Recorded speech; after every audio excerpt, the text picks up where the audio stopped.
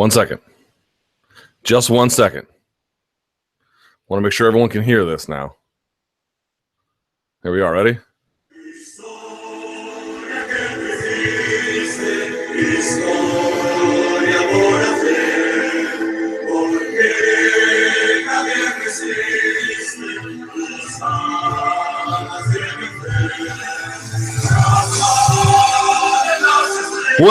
Well.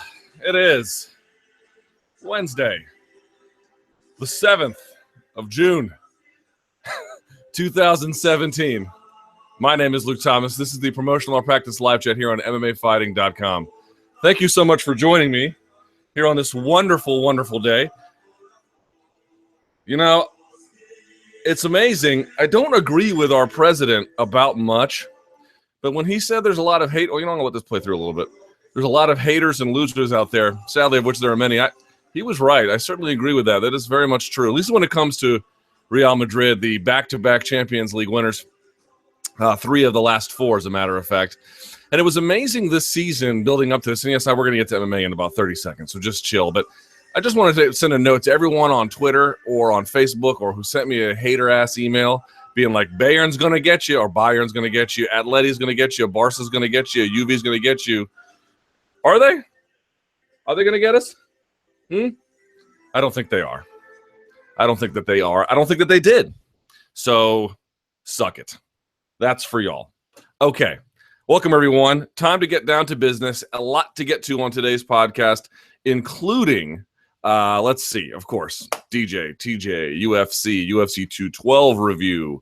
UFC Auckland is this weekend. There's a lot of stuff going on. Of course, best place to get those questions in is going to be on the comment section where this video is embedded, not on YouTube, on MMAfighting.com. I'll put the thread in the description box below.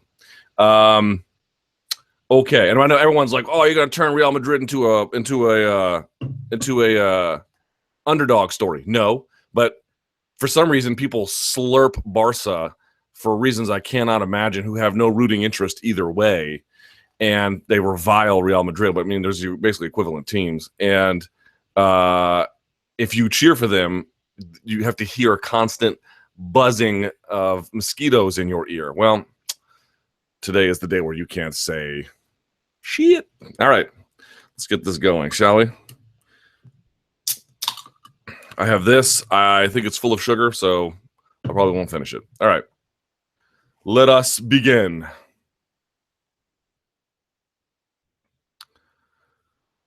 Okay, first question. This is interesting. All right. Let's see here. Boy, you got right to work, didn't you? DJ versus Dana. Hey, Luke, DJ says that Dana threatened to get rid of the 125-pound division if he didn't fight TJ. If Dana was to do that, would that automatically make DJ a free agent, or would he still be under contract and be forced to fight at a higher weight class? Side note, I don't think Dana is serious about getting rid of it. I would just like to know if legally that would make him an automatic free agent. No, it wouldn't. Unless his contract stipulated it had to be at a certain weight class, which I don't think has ever been the case. Maybe for a bout agreement, but not a larger promotional agreement generally. So no. Now, he wouldn't have to fight. He could just stop fighting. Like, they can't make you get in the cage with someone. But no, if they dissolve the division, he would just face a choice. Fight at 135 or whatever. Maybe they would do catch weights or something, or just stop fighting. Because he couldn't leave, I don't suspect. And that would ultimately be what that is. There's a lot of different nuances to this DJ versus Dana stuff and DJ versus UFC. So I'm going to go piece by piece with it as the questions lead us there. Someone says, hey, Luke, do you think Dana White has become a liability to the UFC since he just can't stop himself from denigrating the organization's greatest fighters? That's a really interesting question. Let's see here. Hold on. And of course, on cue, members of the staff on G-Chat sending me hate mail. Look at that for Real Madrid. All right, let's talk about Dana for just a second. Now, your answer on this will depend entirely upon one's worldview about fighter struggles, labor relations, and Dana White specifically. So take it for a grain of salt. Take this, my response, certainly with a grain of salt. But, it was interesting. When WME purchased the UFC, they let go of so many people, including these sort of fixtures, Marshall Zelaznik, Tom Wright. By the way, there was a recent development in Australia where one of the last lingering regional cage bans was lifted. I mean, I'm sure in no small part to the efforts of Tom Wright. I mean, the list goes on, right? Of people like that who were let go, and then there was just a general staff downsizing. And I think it rubbed a lot of people the wrong way, but, I said they kept Dana on. That was pretty critical. And I thought that keeping Dana on was pretty critical. I mean, whatever issues people might have with him, there was a certain continuity that was maintained as a consequence, right? I made an analogy once in the MMA Beat that when, directors or the heads of the Fed speak publicly, they are very careful about their language so as not to roil the markets, right? They have to do that. Alan Greenspan or whoever has held that position. And they're very deliberate, right? And very careful in how they word things without not telling the truth, but without leading to language that would ultimately go a certain way. They want to provide a certain means of stability, And I think keeping Dana White on was very much part of that stability, which I don't think anyone could really say was a bad idea. But there were some calls, and there have been calls for some time for new leadership. And to the extent you have some, right, you have a new matchmaker. There's been PR turnover, and there have been various people involved in the financial, and the CFO is different. And I mean, so to some extent, there is a new set of leadership. But here's what I mean. We talked about that fighter retreat, which, by the way, DJ points to as sort of this eureka moment about taking care of himself. I think stability in the transfer from old ownership to new was absolutely critical. And to be clear, I am not calling for Dana White to lose his job, because I still think there's a measure of stability that needs to be had. These are still uncertain times. We have not rebounded into a place where we're getting 500,000 pay-per-view by months, consecutively, or, UFC 100, UFC 101, where it was back-to-back million pay-per-view buy rate. We're not in that territory yet. Plus, there's these new contract talks are going to come up relatively soon with the new TV deal that will, I'm sure, be created.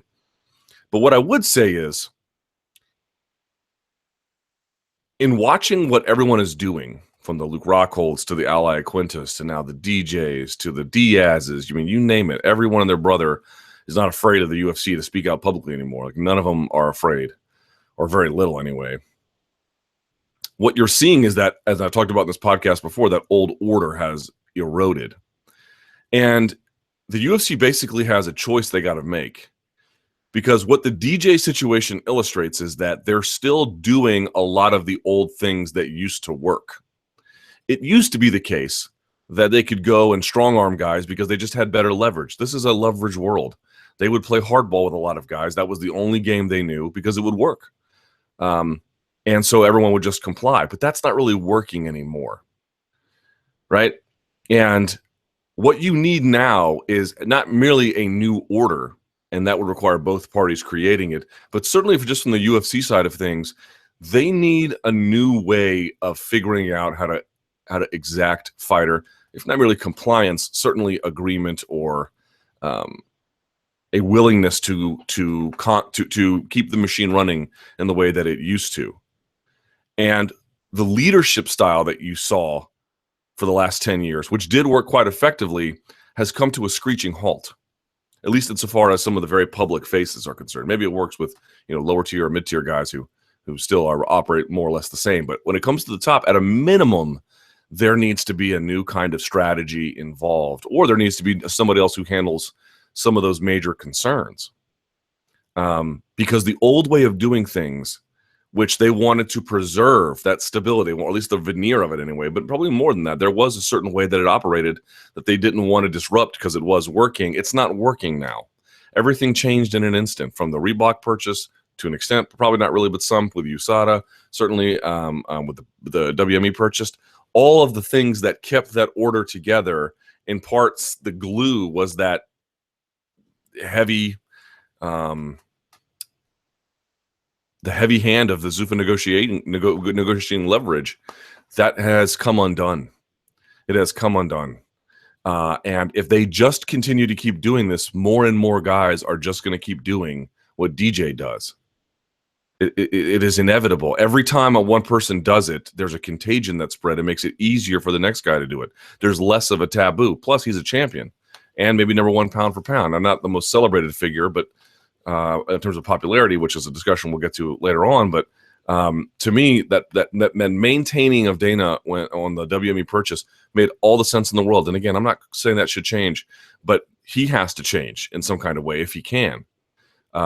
Because whatever they're doing to get guys to comply, it does not work anymore.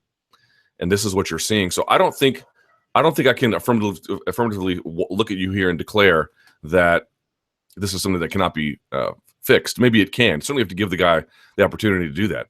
But if they just keep doing the same old thing that they've been doing in terms of how they get guys to comply and establish order, it's not going to work. And even if you think that Luke Rockholds or DJs or Diaz's or whoever, pick whatever fighter's demands out there you've never agreed with, whatever, even if you think that those demands are irrelevant, that doesn't matter. If they think they're relevant and they think they're interesting, they're not going to comply. I'm talking about finding a way to get compliance. And historically, it's been brute force, right? Just absolute, I've got the big bank, take little bank negotiating power here. So you're just going to do it. Not working anymore. So the question for Dana White is, can he pivot to some new kind of way where it's not going to be merely, well, before I was just strong-arming guys, now I'm just going to give them everything they want. That's not going to work either. It's got to be a little bit of carrot and stick. But this is why I get on here every week and I say it, but I'm not going to miss another opportunity to do it. This is why fundamentally the fighters, and I know that TJ was out there sort of undercutting this effort by DJ to say this is a real line in the sand moment where I need to stand up for myself. And TJ was out there, the guy who was representing the double M AAA, undermining him, which is its own issue. But this is why some kind of collective voice for the fighter, reaching some kind of collective agreement, is so fundamentally critical for both parties. I know the UFC would probably look at any kind of revenue sharing constrictions there as just a non-starter. And I understand that. Who wouldn't do that given how they've operated all this time? Those days are over. And if nothing changes, they will merely get worse. It will merely get worse. DJ, one of the big things about what DJ did is that, you saw St. Pierre come out and say, the UFC knew, for example, that my eye was jacked up, or all the various things he said throughout this bizarre period of his return. But DJ was the first guy who really came out and laid it all out there, talked about the threats, talked about the demands, and sort of showed them for what they were, which is just, look, they can do all those things. Nothing that the UFC is proposing is in any way illegal, but it's hardball, man. It's super hardball. Let me tell you something. I tweeted this out. If you're anyone who's worked in MMA media for any kind of time, you have heard stories like this over and over and over again, some of which have been reported, some of which have not. And I'll tell you why. Someone like, why didn't you report them? You can't just report anything you hear. You have to source it. You have to verify it. And I got to be honest, almost to a man, certainly in my experience, and I can't speak for other journalists. I don't know what, Brett Okamoto or Jeremy Botter or who the hell ever has heard things. I can't speak for them, although I certainly trust the reporting. But just from my vantage point, every time I've heard something like that, every single time I've heard something like that, and I've gone to verify it, there is an omerta. There is absolute silence. Nobody wants to say anything ever on the record or even talk about it at all. Nothing. You can't get anyone, and if you get one, you can't get two, right? Extremely difficult to report. One of the big things about what DJ did is he didn't worry about any of that. He made everything public. Now the UFC hasn't responded publicly, so listen, and I think we reached out to them at MMA Fighting, and they chose not to comment at this time. Okay, fine, but that's big. That is in terms of this constant. And to be clear, the things we've heard at the MMA media, number one, you can't get anyone to verify them, so how true are they? And number two, they're to varying degrees of severity here. Some of it is just, mild hardball. That's like, all right, that's annoying, but no big deal. And then you hear stuff like this, like I'll end the division or something, or you don't want to fight for us, we'll cut you. You can go to Bellator. I've heard stuff like that, but no one ever wants to talk about it, so you can't ever really. Once you hear it, it's like, hey, I heard something. Can you speak to this? Nope. Well, okay. DJ didn't worry about that. He just went right out and said it, and that's a big deal. That's an important moment to these are all alleged. I mean, UFC has a chance to respond. Maybe they will, but this is it absolutely undercuts the hesitation future fighters are going to have in speaking out, especially if DJ gets his way. Or he gets what the UFC wants, but he gets a lot out of him. And, takes his pound of flesh on the way out. It will show to have been effective.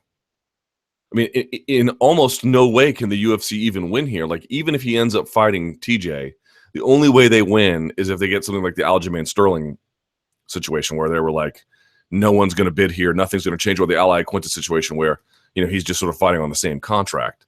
I suppose if they really stick to their guns and they don't change any of their demands or even reduce them, then maybe. But it feels like even if he consents to TJ and he gets anything of what he asked for, it will show him to be effective. So that's a new reality. This is what I'm talking about. Like, whatever they were doing before, I'm sure it was very effective.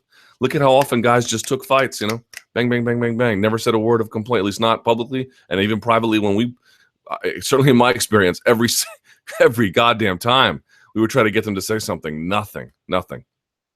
So that had changed. That changed in an instant with DJ. Big deal. Very big deal, which I'm not sure a lot of people appreciated. If you're willing to not merely talk about how you feel you've been wronged, but articulate alleged super strong arm tactics in negotiation, which are not, in my experience, as I understand it, only something Demetrious Johnson has experienced, there's a problem. There's a big problem. They should expect more of this, and I think you'll see more of this if they don't change the way things are operating. It's a big problem for them. Can you explain why DJ would no longer have a shot at the record if TJ misses weight? And someone responds, if TJ missed weight, it wouldn't be a title fight. The belt would be on the line, as it would technically. It would no longer be a flyweight fight. Same thing happened to Anderson Silva when he fought Travis Lutter. Follow up to DJ's management question. On Monday's MMA Hour, DJ mentioned that his coach, Matt Hume, handles all of his contract negotiations. To what extent do you believe that his several gripes with the UFC, pay-per-view points, opponents, keeping the title belts, etc., could have been prevented by hiring one of the more well-known managers or management companies? I don't know. I don't know Matt Hume's management style. I don't think he manages a lot of fighters. He's really busy with training and running ONE FC to the extent that he does.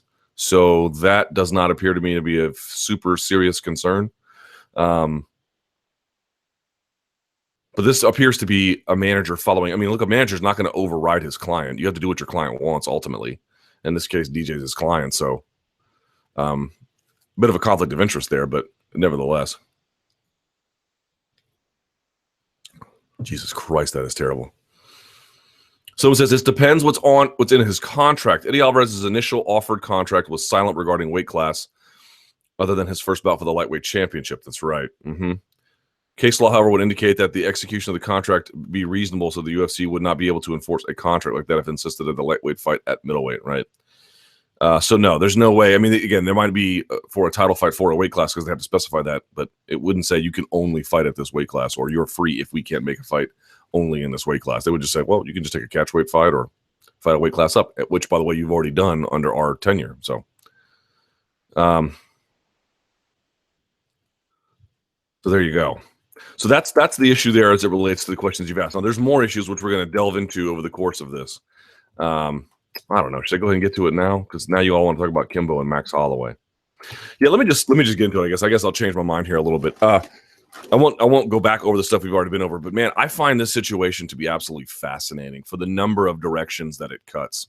By the way, big shout out to Todd Martin, who has stuck his neck out there and said with things that I don't always agree with everything anyone says, really. And there's some parts of what Todd says I don't agree with. There are some parts, all right, what Todd says I do agree with. But he was out there on Twitter. You can follow him at Todd Martin MMA, saying things a lot of people don't want to hear. And then on top of that, defending them on the Press Row podcast with Jordan Breen. So check that out. I've tweeted both of them. You can see that on my Twitter feed at L Thomas News. Look, even if you completely disagree with Todd, you need to hear what he has to say, because I don't think he's totally wrong. His essential arguments, without going too long, are that there is some of what DJ is complaining about that is totally incoherent, that doesn't hold up under rational scrutiny. And I think some of it he's right about. But I think for me, I see the situation a little bit differently than he does. But I would really encourage you to check some of your premises here by hearing what Todd has to say. Now, in continuing this discussion about DJ, this is a fascinating story because it makes one wonder, to the previous question, would he feel this way had he gotten pay-per-view points to begin with, even if they were minor? If he had gotten them, if he had been in commercials, if he had gotten the belts, would there be this lingering discontent, right? This looks to me like a situation where a guy feels like he didn't have pay-per-view points because he wanted the money up front, right? He'd rather have guaranteed cash than some sort of speculative end where he knew he wasn't a big promotional darling, so he knew he wouldn't get a lot, so he took a step back. He feels probably like he took a bit of an L on that one. He didn't get the belts. That feels a little bit, in his mind, probably disrespectful. He has done all the media asked of him. He has been on tour. He has done 1,000 different things. Now, the UFC has done some stuff for him recently that's been really great. They have gone out and promoted him as this all-time pound-for-pound great, pound-for-pound best in the sport. And I think that has had some effect, positive for him. It is something of a bit of a marketing effort, but his point is that I haven't been marketed that well. And this has led to me a very central question about two things. Number one, who makes stars? How if I had to ask you, is Conor McGregor a star? You'd say yes. Ronda Rousey's not active, but let's say she was. Or if we flashed back to just a year ago or something, if I asked you if Ronda Rousey was a star, you'd say yes. Or let's go back to 2009. Is Brock Lesnar a star? Is Chuck Liddell a star? Is who? Answers to all those questions would be yes. And then you'd have to ask yourself, how did they get there? Who is responsible for this process? How is a star? We know we've got one. Trace for me how they got here. Show me that direct line. And there is this belief out there, even among, I think, well-established members of the community, be they fans or media or some other kind of observer. They believe that the UFC can basically make stars. I'm not convinced of that. I don't think there's really a lot of evidence for that. And I think the current predicament we find ourselves in is evidence of that. Now, you might say, well, they've just done a poor job of it. Okay. If they've done a poor job of it, who's done a great one? I mean, everyone likes to look at what the UFC's failings are without realizing that there's not a lot of groups doing it better. Even if you looked at Strikeforce's numbers, I do believe Scott Coker is a very good promoter, maybe even naturally better than Dana White in some ways. But all of their biggest names are names that they've signed from elsewhere. That's a real thing.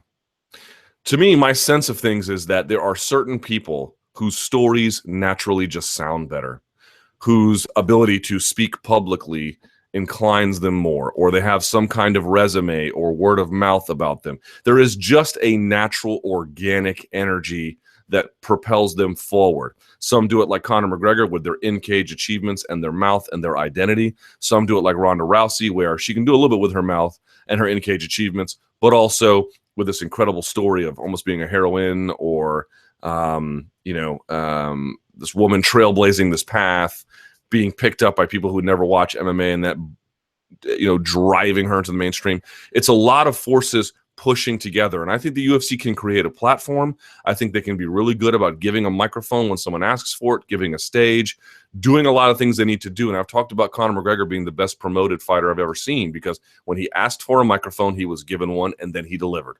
When he was asked for a stage, he was given one and he delivered. But I don't think the UFC can turn water into wine. I really fundamentally don't believe that. To me, it is not at all true that the UFC could make something out of nothing if they just put more effort into it. Now, have they properly promoted guys like Stipe Miocic? To an extent, but I think they could do a better job. Have they properly promoted guys like DJ? That's a separate question. I don't think that they really have. But the question you have to answer is, to your mind, is if they did, if they really gave a push, and we're talking about a finite amount of resources they have every year. They don't have an infinite amount of money. They don't have an infinite amount of human resources. They don't have an infinite number of different digital channels. They've got it might be expansive, but it's limited. And you have to decide every year who's going to get what and how you're going to allocate resources. And if you choose to make those calculations, you have to make difficult ones at times. So I don't think DJ's been promoted properly. But I also think that this notion that he could be some big star if they just really buckle down, I don't buy it. I really, really don't buy it. I don't think everyone is necessarily meant for stardom. I think he could be bigger than he is. I think he should be bigger than he is. When he says he hasn't been promoted properly and he feels slighted by that, I think he's got a reason for that, which I'll talk about in just a second. But fundamentally, we need to answer this question: how are stars made? The answer is through willing third parties who help propel someone who is naturally on a trajectory northward. And sometimes it's very, very slow process. Sometimes it takes time to build. It's just not true everyone has the same capacity for stardom, right? That's a myth. It's really a myth. We have to reconcile is DJ as big as he could be, as big as he should be? And that's where I side with DJ. The answer there is clearly no. And this is why he's different to me. It's been clear for a while that this guy was getting really, really good, really, really fast, and beating really, really good guys. To me, he is a prestige asset. When I say asset, I know that sounds kind of bizarre because we're talking about human beings, but just hear me out. In a lot of different companies, they'll have, let's say, 5 to 10 brands in that portfolio, and some will be money makers, but they're not really prestige, right? Some will be prestige outlets, like there's a certain amount of they're viewed with sophisticated, as high level, as elite, as the best, but they don't necessarily draw revenue. This is very, very common in a lot of different sectors of the American and frankly the world economy. The reason why you want that prestige brand is because of what it says about your company, about what it says about your quality, about what it says about you. We've got the very best here. Watch. Well, now, as you look at him, remember whose logo is on his gloves. Remember what the belt says as we wrap it around his waist, right? You are to an extent inside the halo of what they offer by providing your own halo. But you don't look at them like a cash machine. They provide. To me, that's how DJ is. DJ is a prestige brand who, by the way, UFC makes money off of him, and they make money off of the flyweights generally. They just don't make a ton of money off of them, right? That's not what the flyweights are for. That's not what DJ is for. DJ is there to provide and to show that this company has the best fighter, arguably, walking the planet, and we're going to treat him like that. Because I also believe that if you've got a guy like that, and if they confer upon your brand that kind of prestige that they demonstrate, your way to make that person happy. Now, you don't have to give in to all their demands, of course. And if you listen to Todd Martin, his argument about I should get TJ's purse if he fails to make weight when the fight falls through or whatever the case may be is an unreasonable demand. I think that's a fair point. But at the same time, this is a guy who is clearly special, who clearly deserves an extra level of treatment that they've just never gotten around to. They've let in their overall malaise about the flyweights impact how they've treated him to some extent. Now, they have done some good things for him. They have put him on some big pay-per-views, and they have put him on a number, I think 4 or 5 Fox cards. That's not nothing, right? Imagine if they had put some other big fighters who you know of who are on the way up, giving them that kind of exposure. You might say to yourself, wow, that's really, really good exposure that they've given this person. But I think there's probably some different things they could have done. They could have embraced his video game side instead of burying it for a long time, right? There are just some nuances and accepting him for who he is that they got around to way too late. And by that point, there had been this discontent that had built up. So in that sense, I really, really side with DJ. I think trying to look at him as like some moneymaker is totally misplaced. That's not the value he delivers. The value he delivers is we have the best person doing it, maybe ever, right here, right now. You know why? Because this company is the company that matters. This is the big boy and big girls club, right? This is where the action happens. We are the preeminent brand in the space for a number of reasons, not least of which is the best person doing it fights right here. That's his value. You better go out of your way to treat him well. The second question that it raises is we need to have an honest conversation about the flyweights. To me, I've mentioned DJ deserves special treatment. Clearly, that this guy feels like he's been wronged and done everything he's supposed to do, and he's on the cusp of breaking a record, and he can't get them to bend a little bit, is clearly a totally messed up situation in large part of the UFC's own doing. No doubt about it, right? Just no doubt about it. On the other hand, we need to have an honest conversation about the flyweights and about lower weight class guys. Is it true to say that they can never be big stars? No, it is not true. Is it true to say that there's probably some argument to be made that they've been under-promoted? It is true.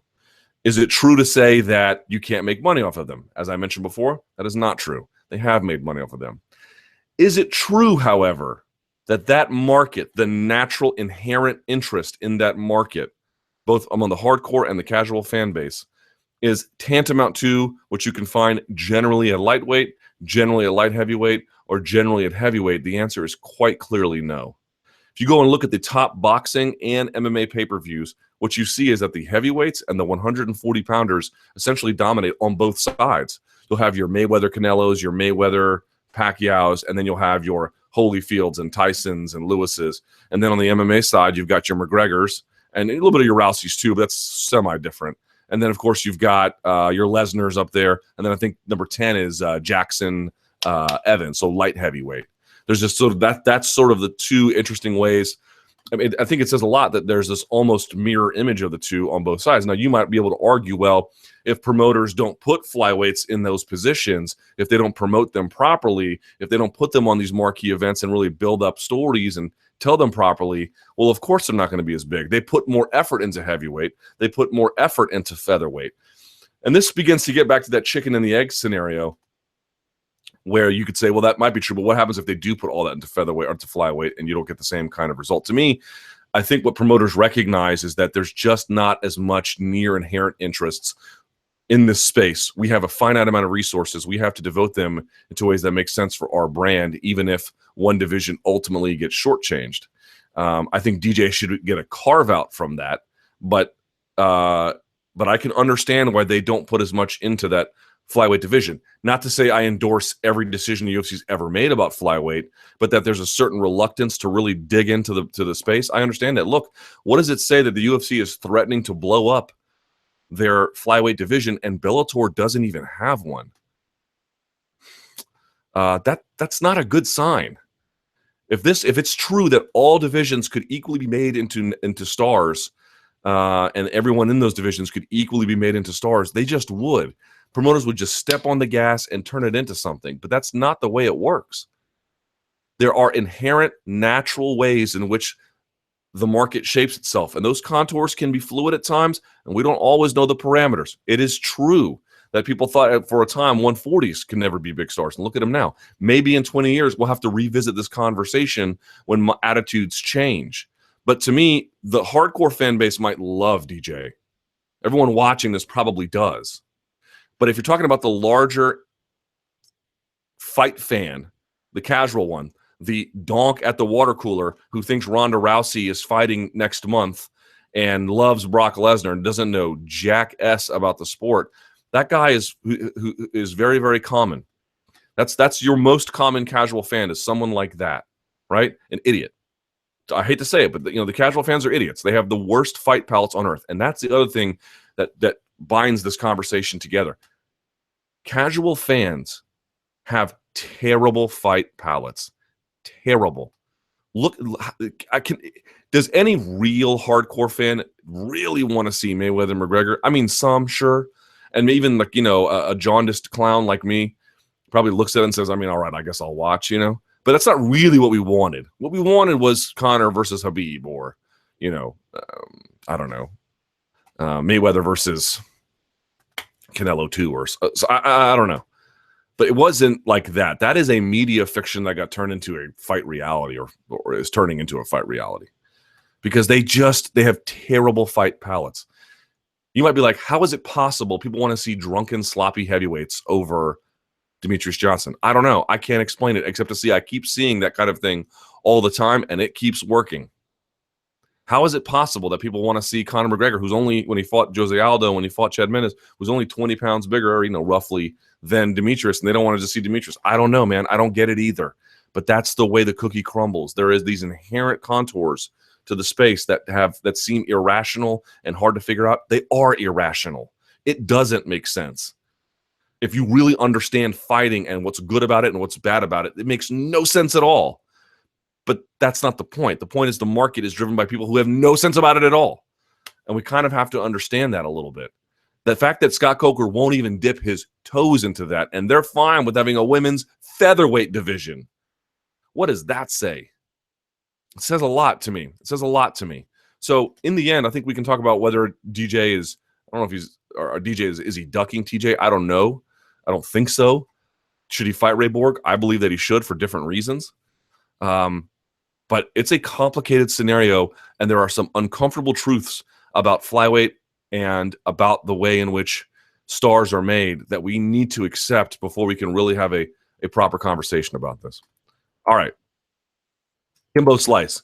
Yesterday was 1 year since the passing of Kimbo Slice. What is your best memory you have when it comes to Kimbo Slice?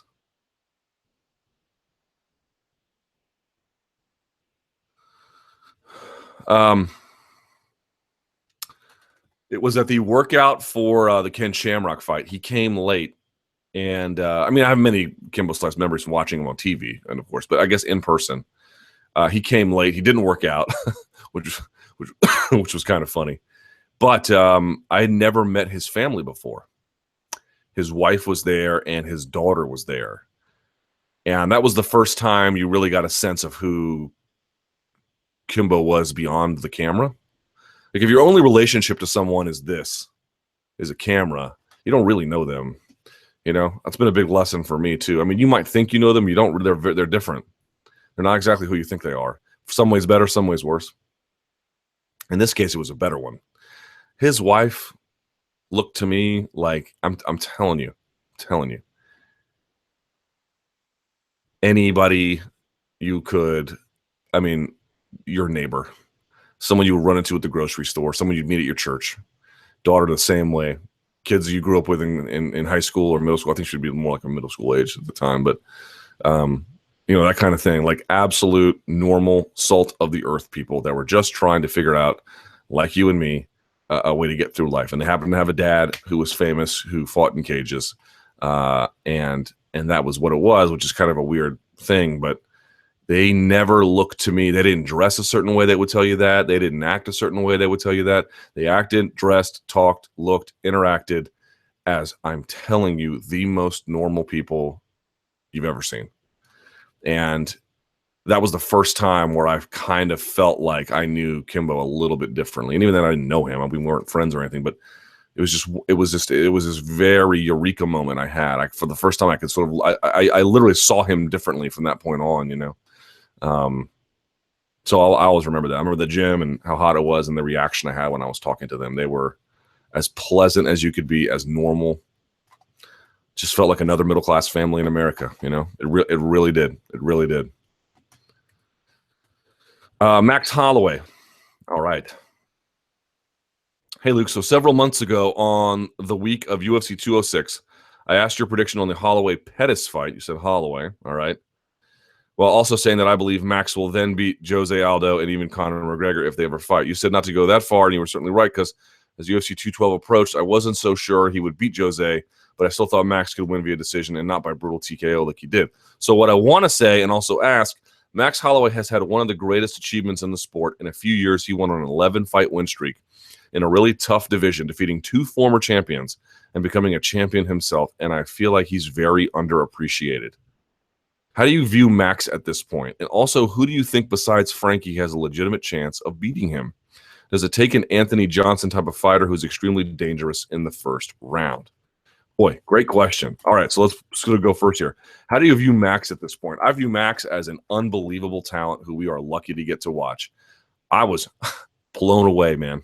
Blown away by his performance at UFC 212, especially upon review. Because if you just watch a fight once like that, you'll walk away, I think, with the impression that, well, Jose won the first 2 rounds and didn't necessarily get caught. Max is such a adept, accurate, thoughtful striker that he saw an opening and he took it. That's not exactly getting caught, especially the way he polished him off, But that, Jose looked good, and he did look good. I don't want to undermine Jose either, but that's not what I saw in reviewing it. What I saw was a spider slowly spinning a web, and it wasn't that big in the first round.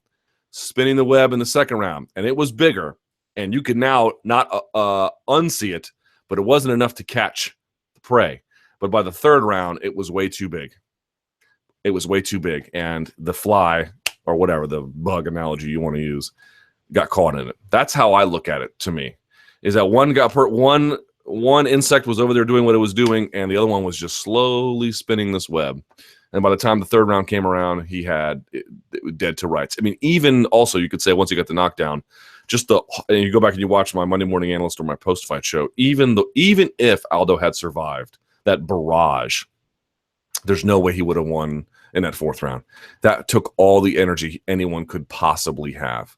Max would have polished him off anyway. So there's that. But to me, I look at Max Holloway at 25 years old as an absolute next generation fighter. I think he's doing things in these fights that people aren't even noticing. And certainly I didn't notice it. And I'm sure there's also stuff I'm completely missing.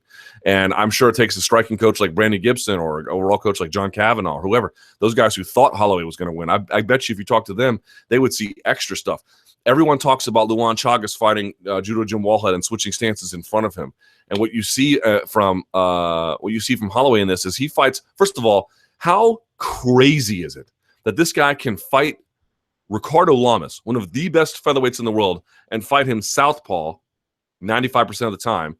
Then he can fight orthodox 95% of the time against Jose Aldo, and he can beat them both. That is bonkers level crazy. Okay, the fact that he can do that is marvelous. And then more than that, when you see how he just slowly finds ways to push guys in certain directions, both in a literal physical direction or a strategic direction, right? Because two different things, and then get someone to think about that, change that. He's anticipating your change, both physical and strategic, and he's already got an answer for you. It's just so brilliant. He's a brilliant fighter. He might have, and Brian Stan was talking about this, one of the highest fight IQs in the game. That is so true. He is so smart, super smart, doing things that most guys are not doing, not merely stance switching, doing it at a time and place after forcing you into a physical and strategic direction so that you can't anticipate it or do anything about it when he springs it upon you. He's amazing. I don't know what kind of promotional star he's going to be. I wonder if we're heading in the direction of another type. I don't think so because of that relationship to Aldo and McGregor that he has, although the McGregor one feels pretty distant at this point, but he's fighting bigger names, let's just put it that way. So I don't worry about it too much, but I am so excited about his future. I truly mean this. I think he is one of the best fighters competing in the UFC today. And if you're a Fight Pass customer, and when that fight goes on Fight Pass, or if you purchase the pay-per-view on Fight Pass, do yourself a favor. Go and watch some of those exchanges and watch them in slow motion and watch just for the subtle things that Max Holloway is doing, how he's forcing the fight, again, physical and metaphorical, in the direction that he wants and then taking advantage of it. He's a completely another level from the rest of these featherweights. So you're asking about Frankie. I don't think Frankie has a legitimate chance. Now, you never know. Frankie's a very, very talented, tactical guy who is not easy to put away. Tough as they come, well-rounded, great wrestler. He's going to test that wrestling of Max Holloway. I guarantee it. But, I spoke to Ricardo Lamas last week, and I asked him, what was the most surprising thing about fighting Max Holloway? And his answer was, I just couldn't believe his takedown defense, honestly. He goes, I thought I would have much more success. I didn't have 1/10 of what I wanted. Nothing. Couldn't believe. He said his hips have just impeccable timing on a sprawl or a turn on an angle. He was effusive in praise about Ricardo Lamas in that sense. So I am very high on him. Now you're asking about contenders as well beyond Frankie. Look, I don't know. I don't know what they're going to do. They might do another Cub Swanson fight. They might do something else, and who knows? But I know this. Featherweight has a lot of young guys coming up the pipe, and maybe those guys can't handle them. Maybe Max Holloway moonlights at 155. You don't want to see Max Holloway versus Tony Ferguson? Boy, I do.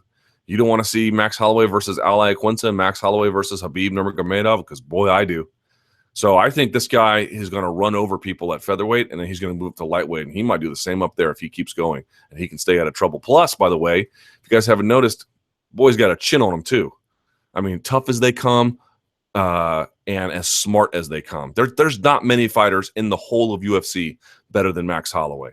Maybe a handful, if that. Dude is legit. All right. DJ's pay-per-view cut.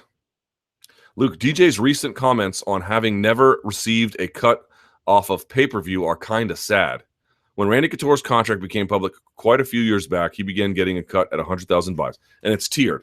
So you get more money at 100,000 or up, more money at 200,000 or up, and more like 400,000 or up, or whatever. However they tier it, you don't get the same amount at each interval. There's different intervals, and there's more money the higher you go. So you make more, as not merely because you've sold more.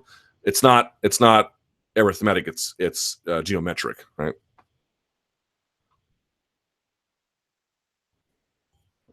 The curve. God damn, that is terrible. There are articles that state Eddie Alvarez and Gilbert Melendez secured a cut of the pay-per-view when they signed with the UFC, regardless of being champion or where they were on the card. During DJ's interview with Ariel, he said, or at least implied, that Matt Hume negotiates his contracts for him. How on earth does he not have a management team negotiating his contracts? There's an old interview. Someone posted it sent it to me from MMA Junkie, where he said he didn't want pay-per-view points. He wanted the money up front guaranteed. So that partly might be a function of him simply declining them or not making a big stink about them. It's just that now he wants them. Now, you also should note he was offered them for the TJ fight and he turned them down. To me, it's like there is a bit of a contradiction in terms of what he's asking for and what's being offered, and ultimately what his solution to those two things are. Although on the other hand, he should be. I think again, as a prestige outlet, you're just like, all right, we should get him against Ray Borg. All right, take the Ray Borg fight, get him against those, because I don't think the sales would be appreciably different against TJ. So there are some complicating factors here.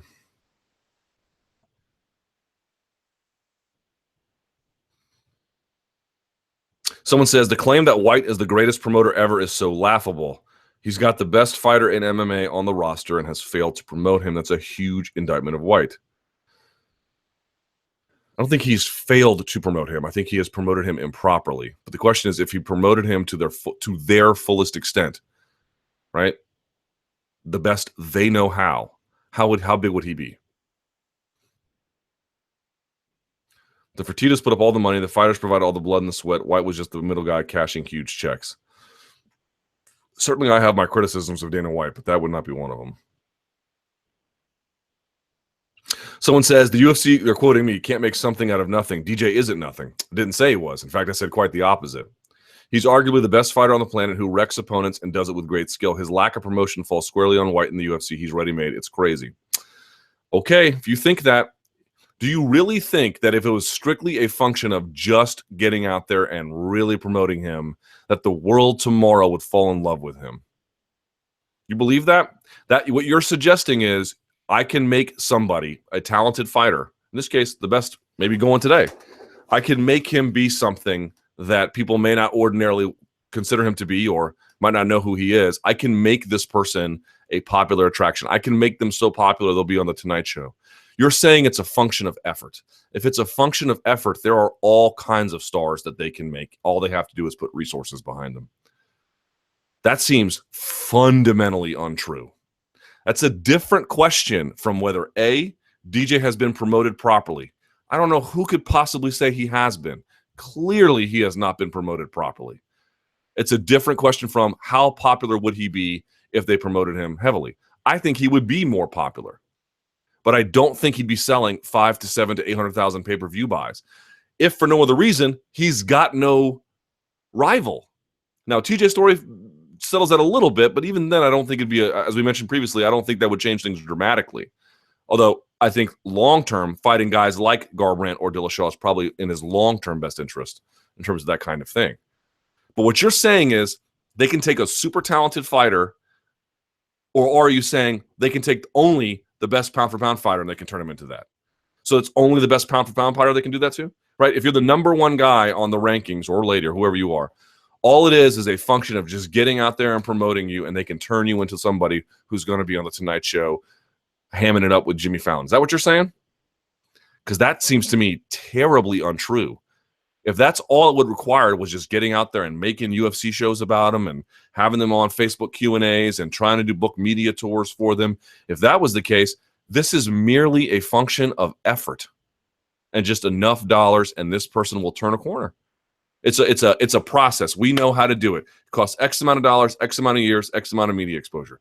That just seems deeply, deeply flawed. That's not saying he hasn't been done wrong. He has. That's not saying he doesn't deserve more. He does. That's not saying he couldn't be more. He can. But what it's also not saying is anybody or even very good fighters, the UFC just can turn anyone into a star with a function of effort.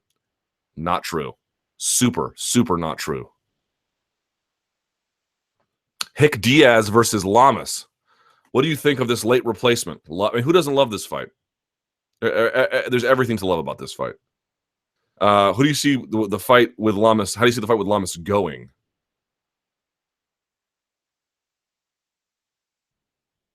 Okay, hold on, one more time. Someone says, I'm not talking about DJ specifically, but you are. You are talking about DJ specifically. Not the basic fighter on the prelims. He's got the skill and style for it. It's a UFC failure, not DJ's. It's the UFC's failure to honor their prestige asset. But answer this question. Is star making strictly a function of effort? That's what you have to understand. Is it a function of effort? To an extent, it is. To an extent, yes. And to that extent, the UFC has failed him. Sure. It's not the extent. It's an extent. Some people are not cut out for stardom. I don't know why. I'm not saying it's good. I'm not defending it. But it is the way of the world. Not everyone is going to be the bee's knees. Sometimes people will be the bee's knees that you can't understand. How in the world is this Cash Me Outside girl, to DJ's point, so popular? I don't know. The world's filled with idiots. I don't know. I don't know what the answer is. Or people just love her shtick. I don't know. I don't know. But some things and people, either as trends or fads or as cultural phenomenons, resonate more. There is a natural organic interest that requires a lot less promoter push. What made Conor special was that he had all of those and they pushed. So it was this major confluence of powers. On this side, the UFC has failed him. On this side, I'm saying there's a limited there's a limit to how big he can be. Unless some things categorically change. Some kind of Conor McGregor figure emerges at flyweight, which I do think is possible.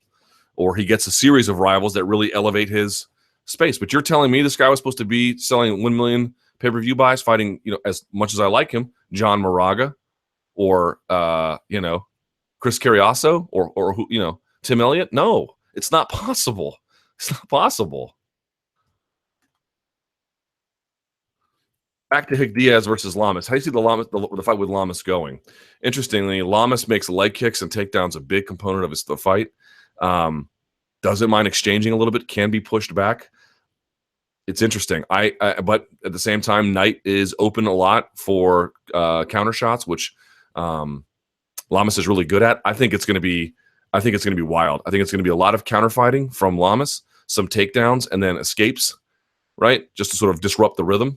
It's going to be up to Knight to avoid being taken down, or to force Lamas to get off of him immediately with some kind of submission attempt, like a leg lock or something like that.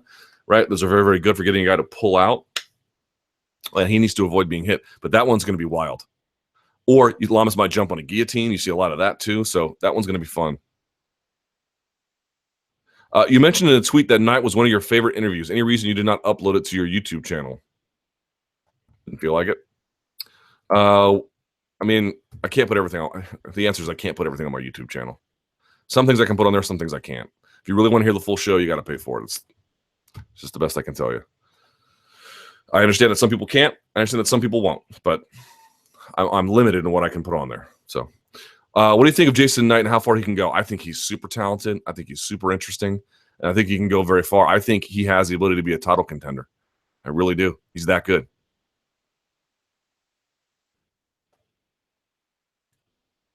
Ooh, interesting question. Sympathy for Ray Borg. Before anything else, congrats on Madrid's success. Thanks. Can't stand the team, but also can't deny they are the best there is at the moment. All right, fair enough. While DJ is without a doubt the main person at the heart of the current issue, do you feel any sympathy to Ray Borg as well? He is a fighter who has been almost become a kind of punchline in all of this, with people claiming to be him to be the safe fight instead of the threat of TJ. I don't know that I would feel sympathy for him. He's 23, and it's not like he is. I mean, he is the top contender, but he's not like Max Holloway was prior to the Pettis fight or something, where you got this like undefeated run. Additionally, now he finds out that UFC basically forced him on DJ to start with. That's less. I think that's more common. Like, we want you to take this guy over that guy. That's less of an issue. And also, it's what it sounds like to me was they believe in Pettis, Sergio, but that they want him to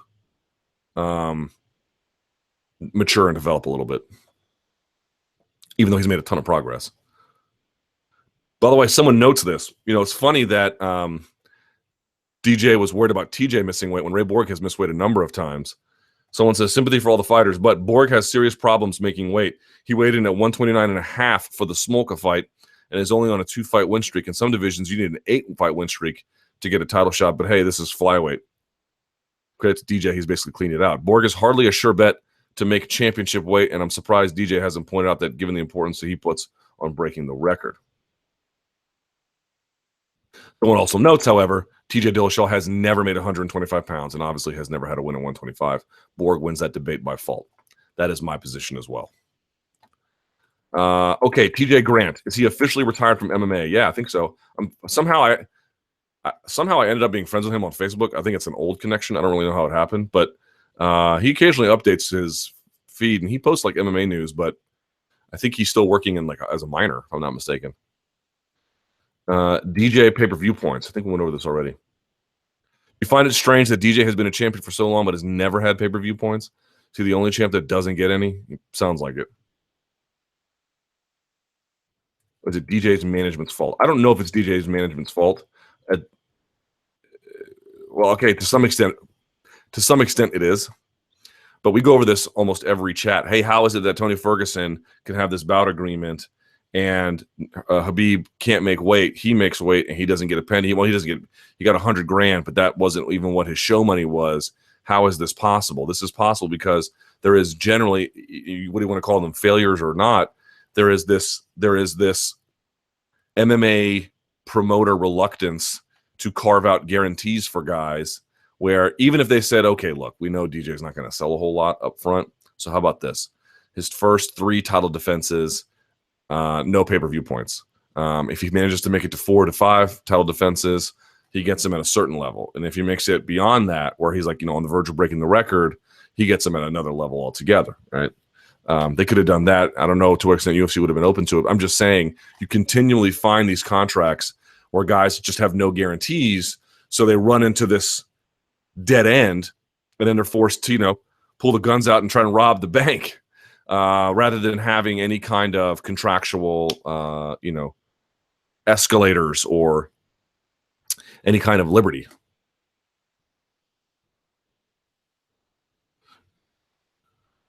Fighter discontent. Luke, whilst not knowing what goes on behind the scenes, certainly this year seems to be a lot more. There seems to be a lot more public fighter discontent. Y'all see this? I keep getting a pulsating thing here in my head. That said, there are also fighters who seem very happy, although it seems more so the newer fighters to the UFC. Given there are 500 fighters on rosters, is it simply a case of you can't please all the people all the time, or is there something more serious going on? There is definitely something more serious going on. After all, these fighters have signed contracts, so assumedly were happy enough at the time to sign. Let me ask you something. How many contracts have you signed in your life that you were happy to sign? Not many. Not many. You signed a contract for a new apartment. Yeah, you agreed to pay the rent. Doesn't mean you're happy about it. Doesn't mean you think you're getting the best deal. Doesn't mean, oh, I'm thrilled to be paying $800 a month for this roach room, or whatever your situation might have been. Like, just because you signed it for a lot of reasons, not because you were happy. There's always this misconception. Well, these guys signed it. They must have been thrilled. No, I mean, I'm sure some were thrilled.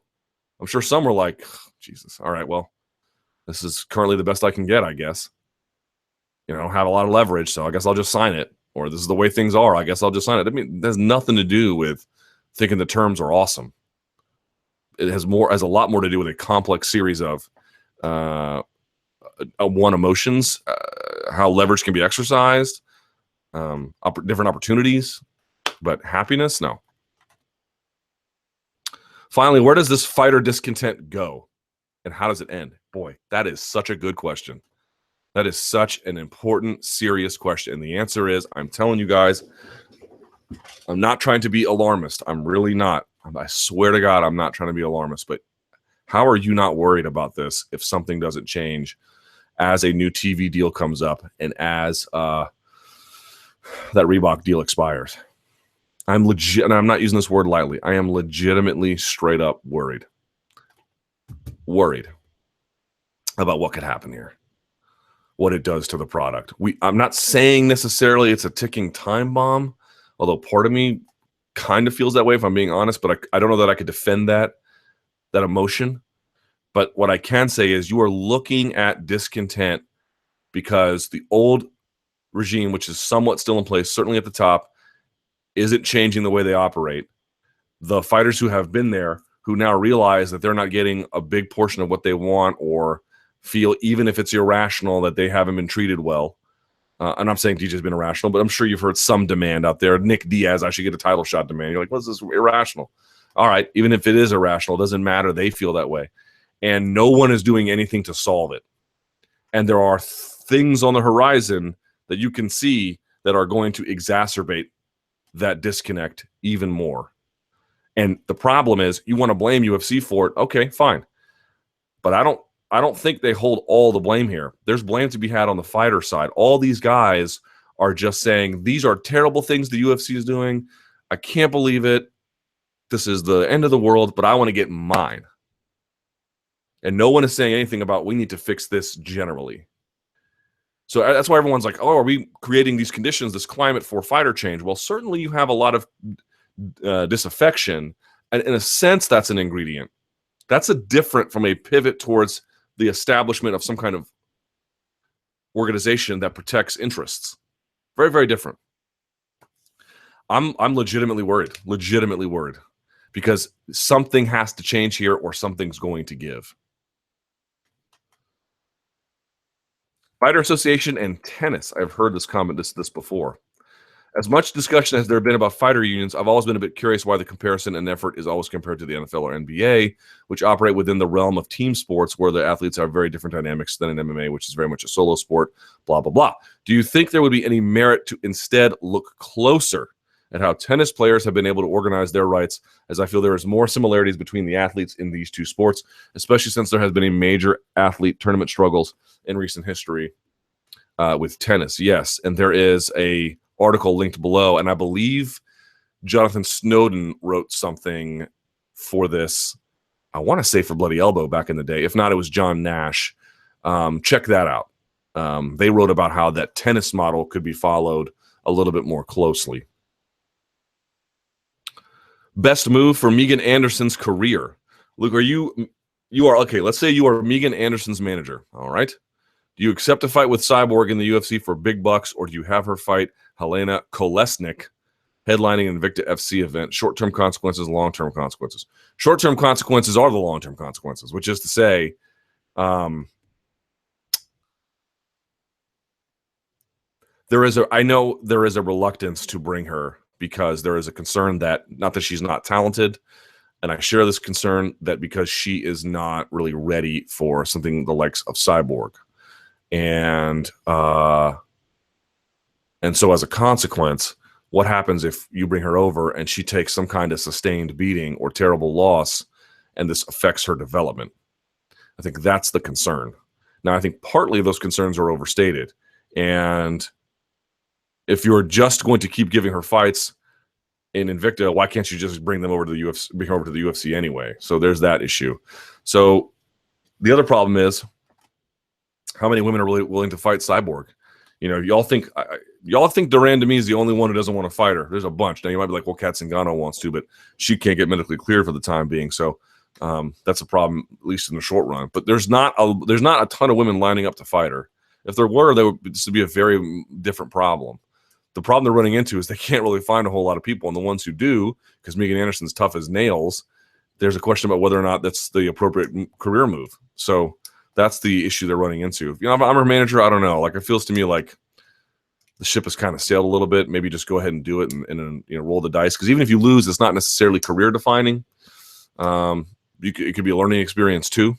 But yeah, it's a sticky situation, to put it mildly.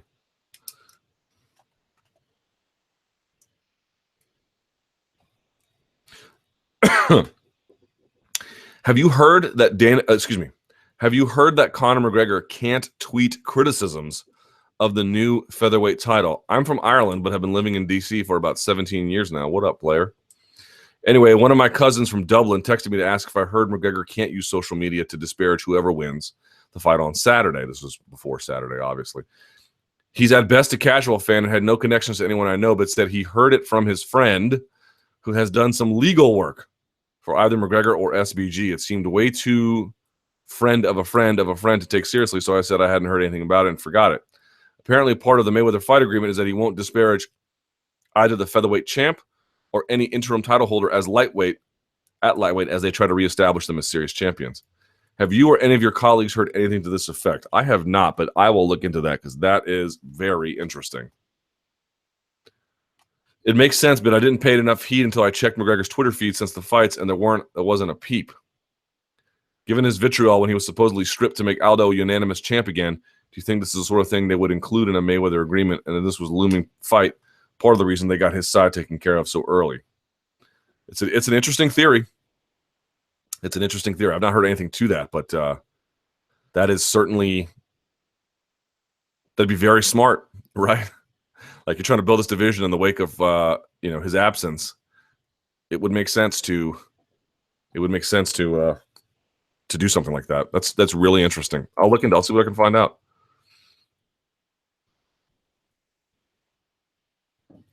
Oh.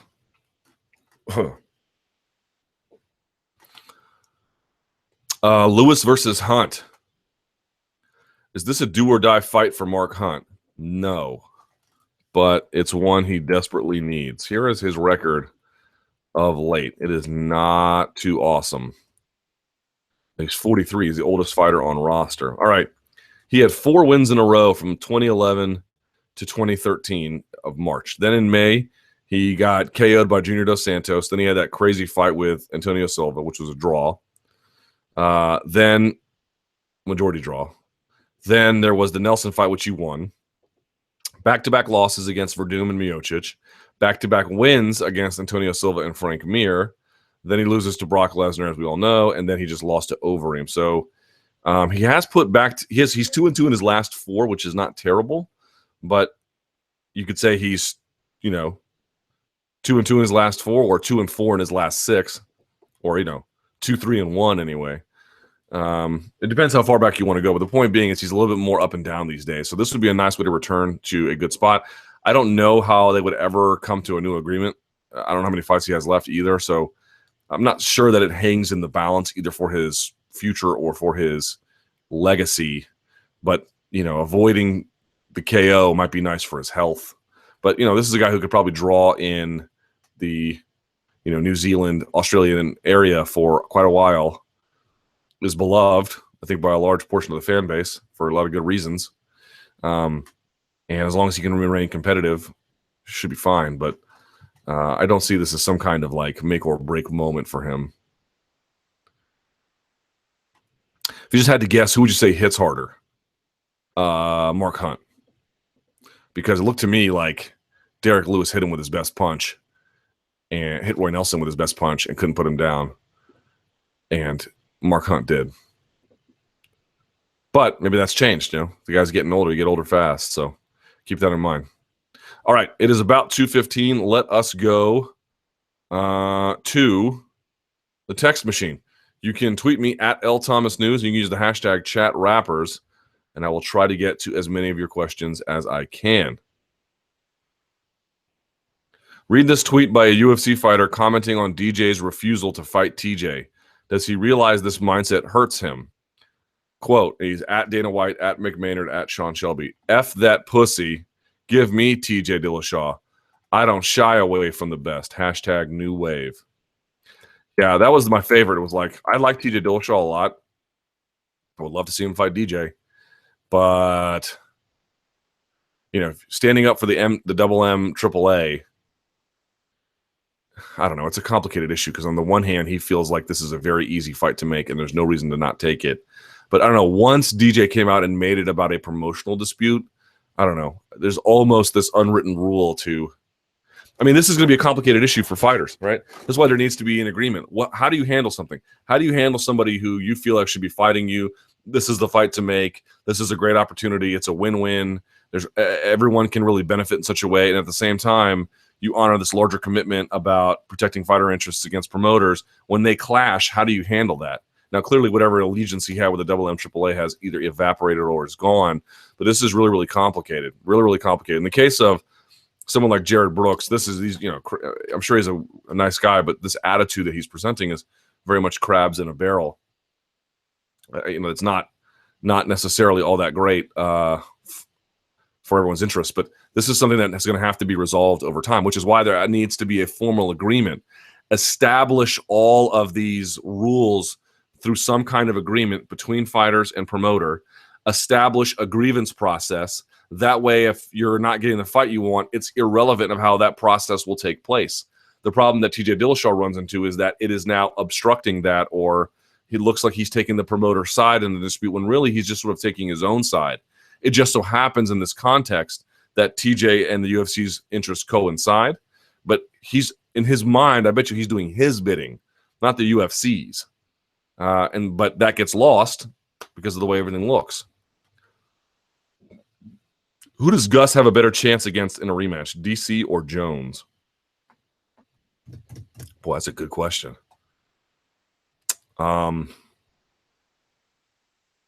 Maybe Jones. I think the way Gustafsson handled Cormier striking and the way that Cormier aggressively stays in his face, I think can disrupt him a little bit. I don't know that that's the case with Jones. Jones is a little bit more deliberate about his takedowns and a little bit more patient on the outside. I think that works to Gus's advantage. So we'll have to see. Has the UFC ever created a black superstar? Again, the question is loaded. Have they created any star? But have they had guys who they helped propel to stardom? Yes. Guys like Rampage Jackson. Remember, Rampage versus Evans is a top 10 pay-per-view all time. Something to be said for that. Why people let Conor absorb the accomplishments of fighters he beats, i.e. Rogan saying he's the best featherweight ever. You mean, why do people let Conor? Well, that's a complicated argument. I mean, who's the best fighter ever? The guy who beat a lot of guys, including the one they... What matters to you most? The nature of a particular set of victories or an overall body of work? I side, I think, as an overall body of work that matters more, but I can understand... I just don't agree that he's the best featherweight ever, especially since he didn't defend the title, but he's certainly in the conversation at the very, very top. But to me, if you're asking me like from a priority standpoint, what matters more, it's body of work. If you could only perform one type of lift for the rest of your life, what would it be? Oh, easy. King of the lifts, deadlift. That's very simple. There's actually a Instagram account called King of the Lifts, and it's just deadlift videos all day long. And they post like a bunch every day. Sumo, conventional, touch and go. versus, dead stop. Like, it's amazing. It's like my favorite. I would just watch it all day long, watching all these deadlifts. TJ can erase the L served to him by Dodson. They are both 135ers in the top 10 rankings. Yeah, but there's no title on the line there. It's not the same kind of fight. Bellator can scoop up 28 guys in one go if the UFC decides to fold the division. Maybe Coker can give those guys some shine.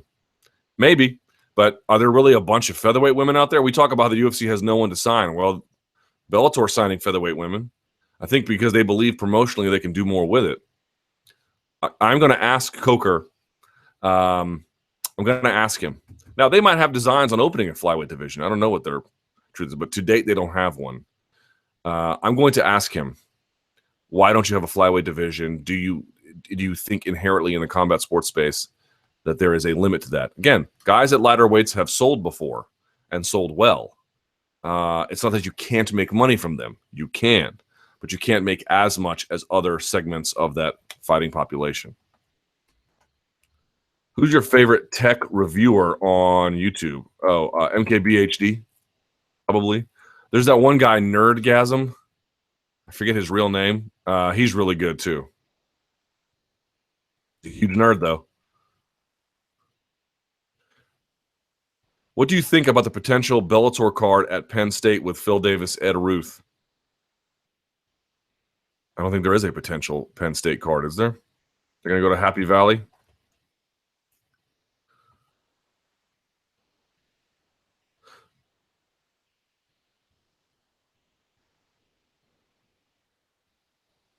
Luke, most of this uprising finds a voice on Ariel's show. It's an unofficial platform for a union, not in name, but in practice. Well, I think it's different than that. I think he's giving a platform to the most important voices.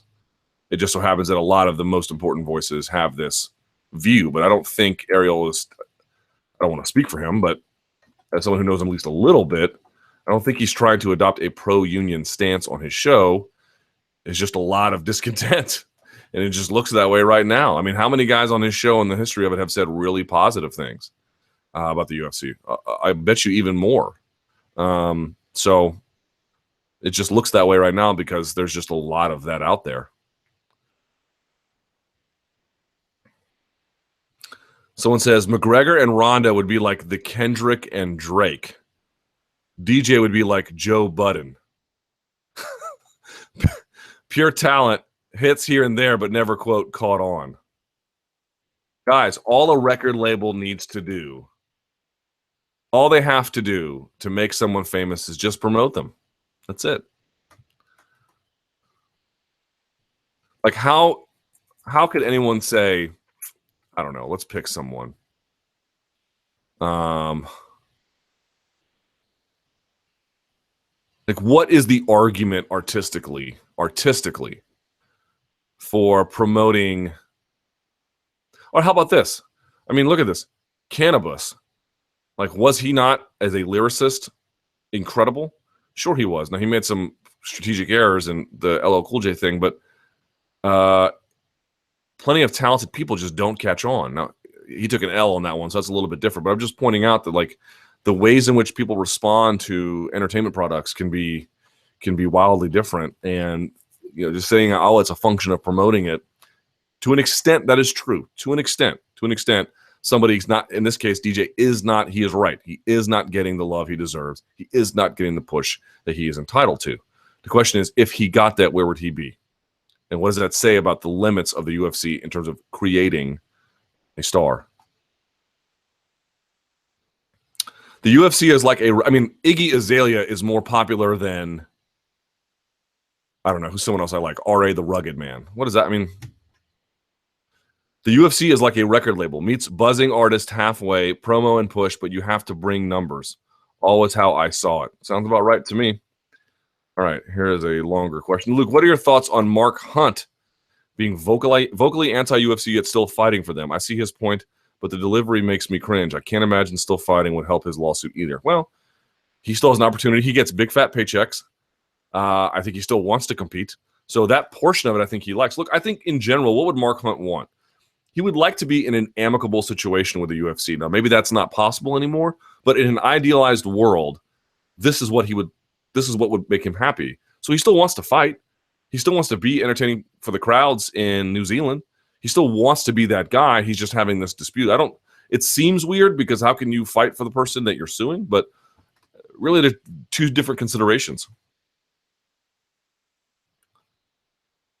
By the way, if he decides to just not fight, who gets hurt the most? UFC? Is it a good time for Aldo to move up to 155? I wouldn't mind it. Conor gone, Habib and Nate in limbo. Aldo versus Tony, no more 145. The thing is, those guys hit hard up there. And I wonder, part of me wonders if Aldo has been in a lot of gym wars and is a little bit more susceptible to heavy shots than he used to be. Not saying his chin is gone. That's not what I'm saying. But I don't think it's necessarily as sturdy as it once was. So it has declined. It's not gone. Yeah. And I think he's a little bit wary of that. You are incredibly happy today. It happens every once in a while. Every once in a while.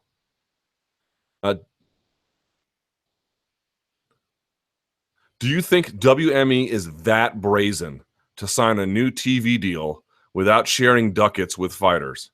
PR-wise, that seems like suicide. I am confident they are that brazen. Yes, absolutely. Forced. Otherwise, if they're not forced to do it, I fundamentally believe that they will do that. They will not share a penny. It's a leverage world, and that is how the UFC has operated. That's why I'm like legitimately worried.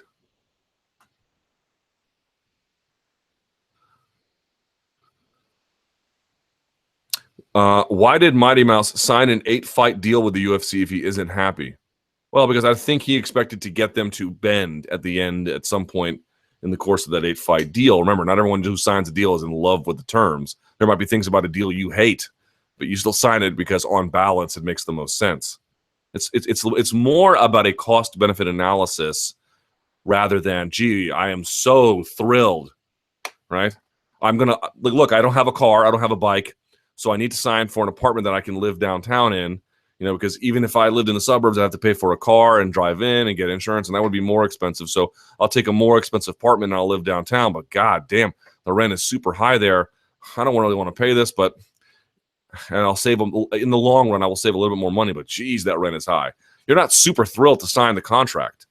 You're just doing it because it makes the most sense because that's what you need. But I will say this, to your point, these guys signing 8-fight deals and they're not putting in all these guarantees along the way as circumstances change. They've got a lot of soul searching to do.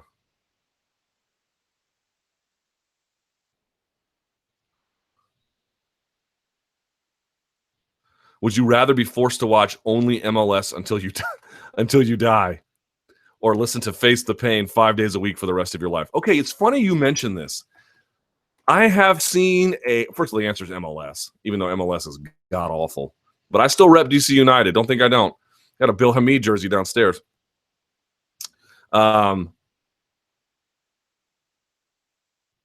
Face the Pain. Speaking of the old way of doing things. Now, I think some of this research looks totally flawed. They appear to have married census data with Nielsen ratings, which I don't know how viable a measurement tool that is. But did you guys see that Sports Business Journal article saying the average not the average, there's a difference. The median age of the UFC viewer 10 years ago, 2007, was 34. The median age is now, as they put it, 49. It's aged 15 years in 10 years. Now, I don't buy that. I think that those numbers are off. I do think there's something to be said that the initial group that began watching UFC on TV has aged online or stream or whatever the case may be. So I'm sure that the number is up. Don't get me wrong. I don't find that terribly difficult to understand, but I don't think it's aged 15 years in 10 years. But what I would say is, you look at that, you have to think probably there's something to the idea that the population is older or that's watching on television. You've got this old way of doing things. You maintain leadership from a different era. This is a new era, fundamentally. And part of the problem, both as a way of appealing to youth and as a way of dealing with your fighters, requires a refreshment. It requires a new arrangement. It requires something new. It requires something big, something different. And you're still out there playing Face the Pain. You saw Dan Hardy out there tweeting about it, noting that this song feels real 2005. Yeah, because it is. Because it is. There needs to be a refreshment. There needs to be a new way of doing things, and that can start with the production elements and finding ways to appeal to millennials or whatever the case may be, whatever side of the population you want to appeal to that's a little bit younger, an age above that or something. But yes, there's this old habits they've got all the way from leadership to production choices that are old. I can't believe I'm saying this because the UFC was the youthful, interesting, groundbreaker for all these years. They're getting old. They're getting old. There's old habits that need to die, and they need to replace them with new ones. John Tesh had the NBA theme song for years, but eventually they had to let that go too, because half of you, two-thirds of you watching right now are like, who's John Tesh? Right, exactly. This is my point. The Face the Pain being around, you guys can laugh at it as something like, well, that's something Luke Thomas really hates. And I hate saying my name like that in the third person, so please forgive me. I swear to God, I'm not Deion Sanders. You could just say it's something I hate, and it's true that I hate it. But now you're looking at real-world evidence that this might be something holding back the product. That's how old it is. That's how out of touch it is. I'm telling you, when they switched from Zuffa or the Fertitta-owned to the WME-backed, they needed to make some changes. The product needs to be updated from a production standpoint in a variety of other capacities as well. They've got to get out there and change that song. They've got to get out there and refresh that opening and refresh a lot of other things they've done. They did a brand and logo refreshment. They did not go far enough. 2016? There needs much, much more. Much more. That song needs to die. And if they need my help, like Grover Norquist talking about taxes, I will drown it in the bathtub for them. All right. One last thing here, and then we will go. If you want to send me an email, you may. LukeThomasNews@gmail.com. You can follow me on Twitter @LThomasNews. You can Facebook and Instagram, Luke Thomas News. Thank you so much for watching. A la Madrid. Greatest team. Shout outs to all the haters and losers out there who tried to bring me down. How does it feel now? All right? Until next week, thank you so much for watching. Stay frosty.